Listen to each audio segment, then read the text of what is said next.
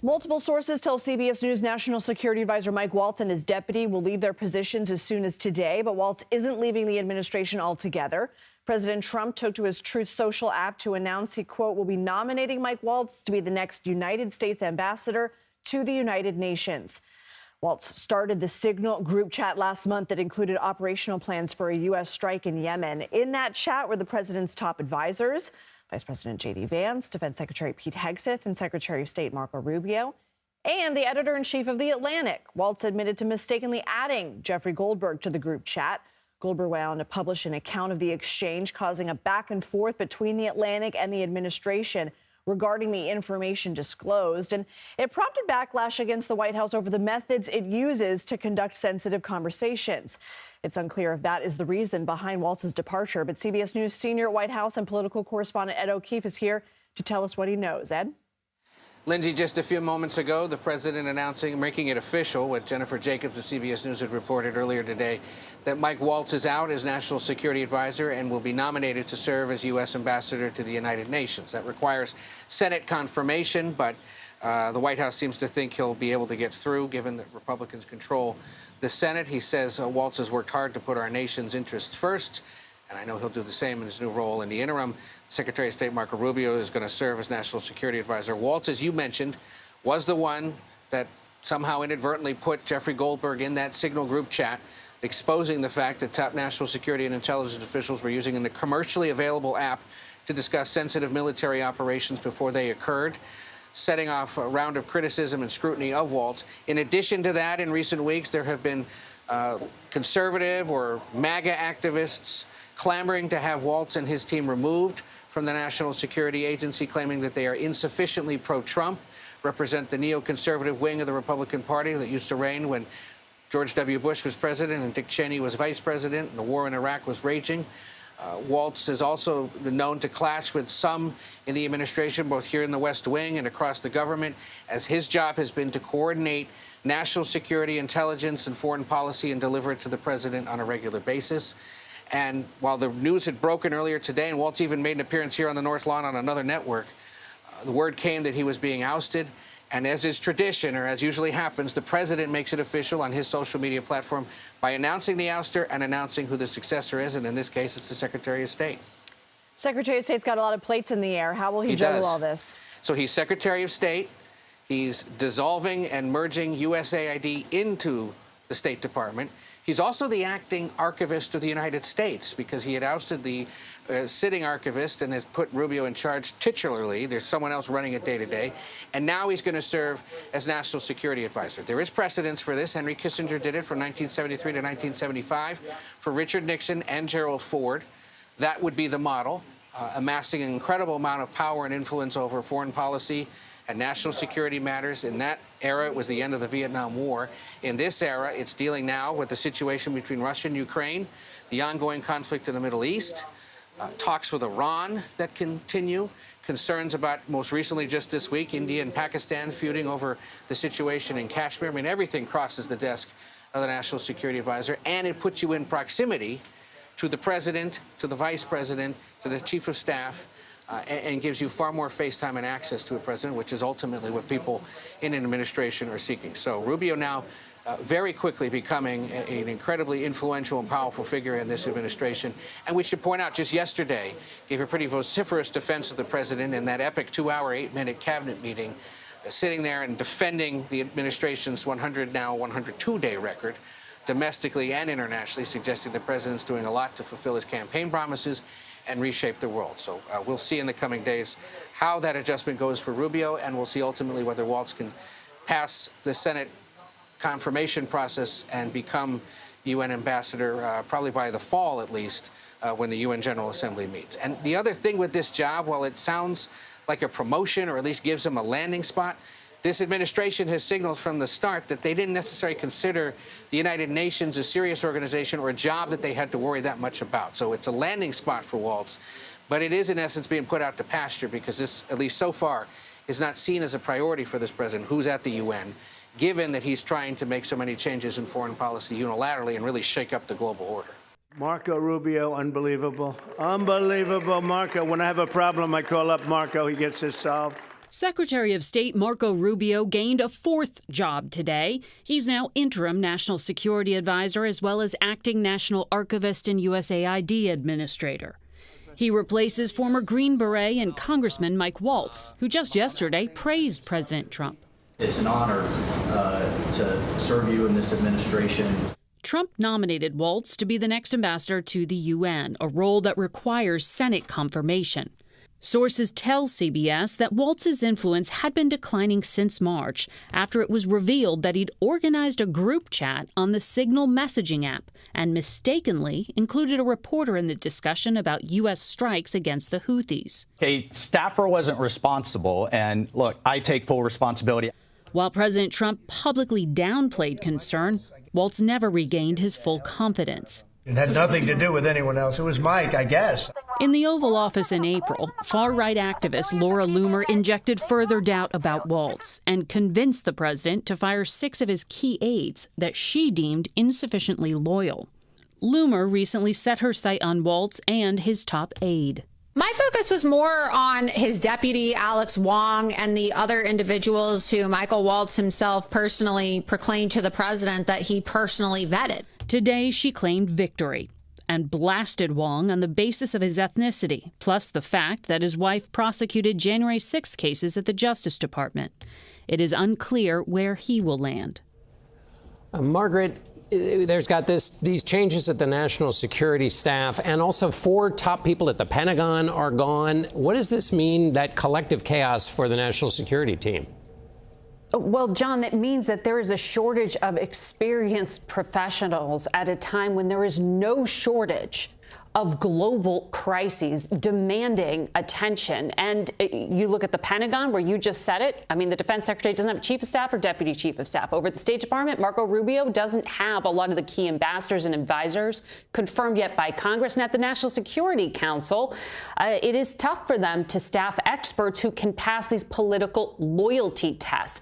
All of this architecture is in place to present the president with the best of sometimes bad options. Is this a demotion for Waltz? It definitely is a demotion, Liz.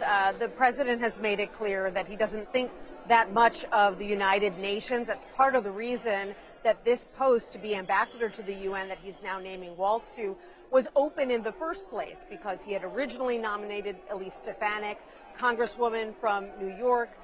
He prioritized getting a whole bunch of other people confirmed first, so she never actually had a confirmation hearing. And then ultimately, Republican leaders urged the president not to remove her from the House because Republicans have such a slim majority. And so that position was vacant. It is now being filled by Mike Waltz, who in a very brief one-sentence post this afternoon, Liz, said that he is honored to continue to serve the president in this capacity. So he is accepting this new this new position, and it's unclear what he would have done had the president not named him to this post, because he gave up a very safe seat in Congress from Florida to become President Trump's national security advisor just a few months ago. And Nancy, let's talk about Secretary of State Marco Rubio, because he's wearing a lot of hats within the Trump administration. Is this an indication of his growing influence there? I think it's certainly an indication that the president trusts him. It's also an indication of the fact that there just aren't that many people with deep national security experience who could fill this very pivotal role until the president is able to figure out who's going to hold the role permanently instead. So Marco Rubio, his Secretary of State, the president has repeatedly praised the job that Rubio is doing. He'll now serve as interim national security advisor in addition to Secretary of State. And don't forget, he is also now overseeing USAID, which was placed under his portfolio at the State Department. And just for good measure, he is the head of the National Archives as well. Hard to see how one person could do all of those jobs, but he's going to be doing it for the foreseeable future. There were discussions this morning that one of Waltz's deputies, Alex Wong, might be asked to leave as well. His situation remains unclear. This morning, I know he was still carrying on national security business. He was talking policy with some of his coworkers. So for now, there is just going to be one departure, and that's Mike Waltz. And why is Mike Waltz moving out of this role? We were told it's accumulation of effects. There were some concerns that perhaps he hadn't vetted the people on the National Security Council closely enough to make sure that they were super aligned with President Trump's agenda. It was the signal situation and how Mike Waltz kind of clumsily added a journalist to a very sensitive email text chain, a text chain on the Signal app. And it was also partly because I was told Waltz is viewed as just perhaps not quite the best fit in the West Wing amongst the president's advisors. So it was accumulation of things, Major. And for those in the White House who are describing this as a promotion, that's going to be a very tough sell because, as you know, Jennifer, the National Security Advisor sits at the West Wing hub of everyone on the national security team, Pentagon, CIA, Director of National Intelligence, State Department, and is the organizer of all that flow of information for the President of the United States, as central a person as can be created within the West Wing. And to be moved to the United Nations under an administration that, let's be honest, takes a somewhat dim view of international diplomacy through the United Nations, let alone the world-based rules order post-World War II, that has to feel like something slightly less than a promotion. That's right. Until today, or the last few hours, the president wasn't really focused on who he was going to choose to replace Elise Stefanik as his nominee for the United Nations. This all came about at the last minute. It was a very last-minute decision for the president to decide, well, we're going to slide Mike Waltz into the UN ambassador nomination. But I can tell you it was not an unfriendly event. In the first term, people were dismissed with a harsh tweet. Senior advisors noted to me today that Mike Waltz was not escorted out of the building. People still respect him and think he's a good man. This was considered a quote-unquote soft landing. Your impression on this very hectic day in the national security realm of the Trump administration? Yeah, an extraordinary day to see Mike Waltz, on Fox and Friends early in the morning. Still national security advisor. Right. Then towards the end of the day, as Jennifer was just saying, now apparently going to be the ambassador to the United Nations. We were all chasing reporting about his eventual ouster minutes after he stopped that Fox News hit this morning. Indeed. And there was speculation. And, we have to say, leaning into some of the points that Jennifer made there was speculation for some time about this ever since Signalgate. And I'd lean into something else that Jennifer said as well on him not being, quote unquote, the best fit for this administration. When news came out after Donald Trump was elected in November that Mike Waltz would be named for this post, National Security Advisor, there wasn't the same pushback as there was for other cabinet positions, particularly among Democrats and some of Donald Trump's critics, because he was someone who was seen as representing more of those traditional Republican priorities, national security priorities, foreign policy. We had then Representative Mike Waltz on our program to talk about Iran, China, Russia, typical foreign policy, big meaty foreign policy issues. And he was seen as someone who was a bit of a partner, particularly on the war, Russia's full-scale invasion of Ukraine. And apparently that was one of the irritants, Major, is the fact that he was persistent on this understanding or this need to punish Russia, to take a tough line with Russia. And that wasn't necessarily in line with what we've seen from other members of Donald Trump's cabinet. And the national security staff has been under something of a low-level assault, if not full-blown assault, from an outside Trump advisor. Laura Loomer. Laura Loomer. Yeah. Who has many positions that are regarded as questionable, if not lacking absolute foundation. 9/11 being an inside job is something she used to peddle. Having this outsized influence not only on the staff, but now, it appears, might have framed some of President Trump's thinking about Mike Waltz. Yeah, that appears to be the case, definitely. And remember, it was just early April that we saw Laura Loomer go to the White House and demand the resignation or the firing of members of the National Security Council who she deemed were not loyal enough to President Trump.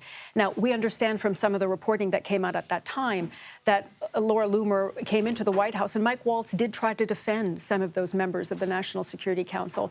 Interesting, Alex Wong, who we saw Jennifer mention there, he was actually just on one of our BBC flagship programs last night talking to one of our anchors, and he was pressed about Signalgate and the controversy. He deflected and talked about the fact that this chat was about punishing the Houthis, about free navigation in the Red Sea. And he was asked at the end of the interview, would you come back in 100 days to talk about the administration's achievements? And he said, we'll see. There'll be many more achievements. It gives you a sense of just how much turmoil there was even just this morning at the White House. And as we sit here, unscathed, at least for the moment, Defense Secretary Pete Hegseth, who was even more visible in sharing information in that particular Signal chat that got Mike Waltz into hot water, then in a separate one. And now there's reporting of a third one. Yeah.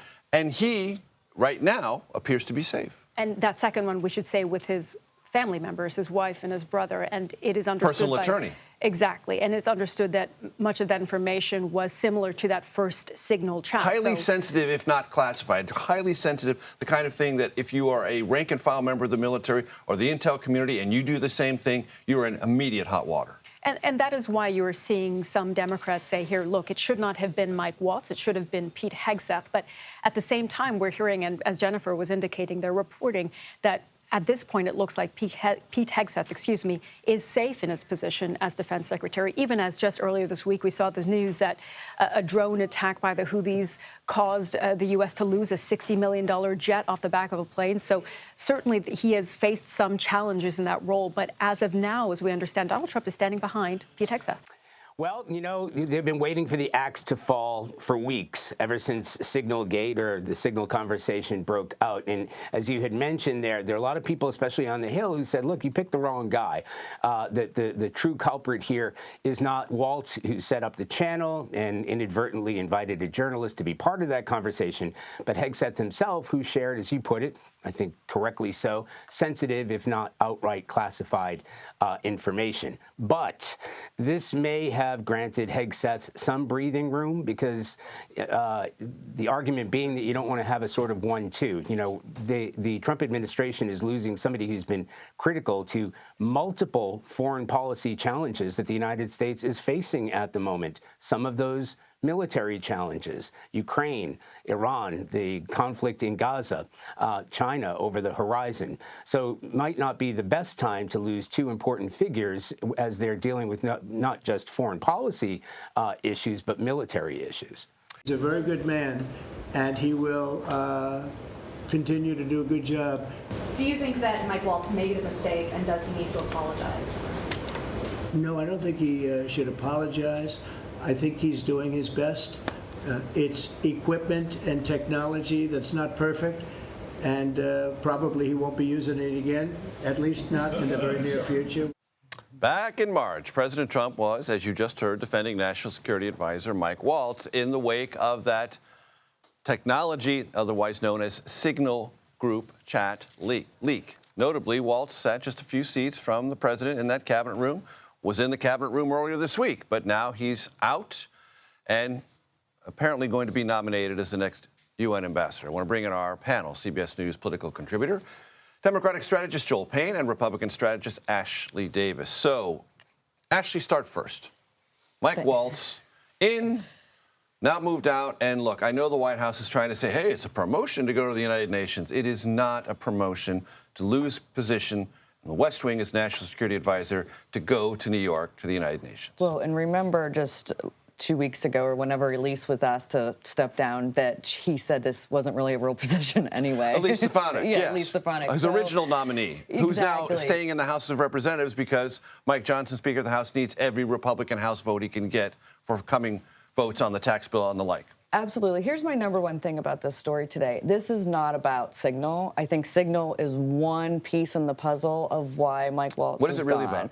I think there was a lot of personality issues between certain peoples within the West Wing, and there was also some issues with maybe him being too, quote, hawkish. But I think that it was just there was enough feathers being ruffled that it was time for him to move on. I actually, in regards to his UN appointment, I think it's going to be really hard because of Signal for him to get through the Foreign Relations Committee and the Senate and then get a full vote by all the Republicans. I mean, he can lose 3, obviously, but I think a vote is going to be... I will be surprised if he becomes the UN ambassador. Ashley, I'll tell you right now, I will not be surprised if he's the UN ambassador, because the Senate Republican conference that can confirm Pete Hegseth, narrowly as it did, will probably confirm Mike Waltz. Can I comment? Go, please. Okay, so on those three things, so we have, he can lose 3, really, because then you'll have the vice president. So breaking the tie, yeah, right? So you have Murkowski, Collins, and McConnell, who definitely will not vote. I think that Pete Hegseth is a completely different story in regards to the Secretary of Defense and some of these major cabinet positions than the UN. I don't know how many people are going to fall on their sword if they think national security was breached. Fair point. Over the UN ambassador. Joel, I have Sorry, $17. Joel, I have $17 in my pocket. I'll give you all $17 if you can name, in less than 20 seconds, the 5 people who have been National Security Advisor for Donald Trump. Ooh, gosh. H.R. McMaster, who did some work here with CBS News previously. Oh, gosh, was it our friend who is the Iran hawk? Oh, my gosh, John Bolton. That's 2. See another one? Flynn, I got some help there. Flynn, 3. 3. I got to give you $4 back.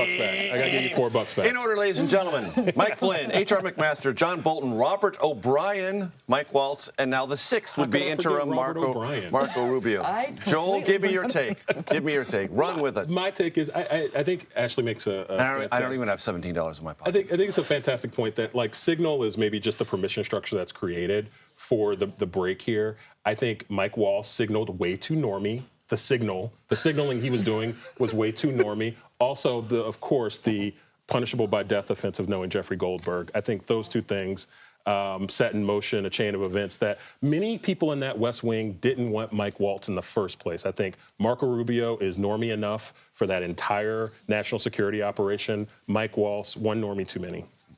You got it. I wanted to play for you sound from the State Department. Ashley, you have perspective on this, what it's like to be sort of maybe blindsided bureaucratically. Let's watch how that played out in real time today.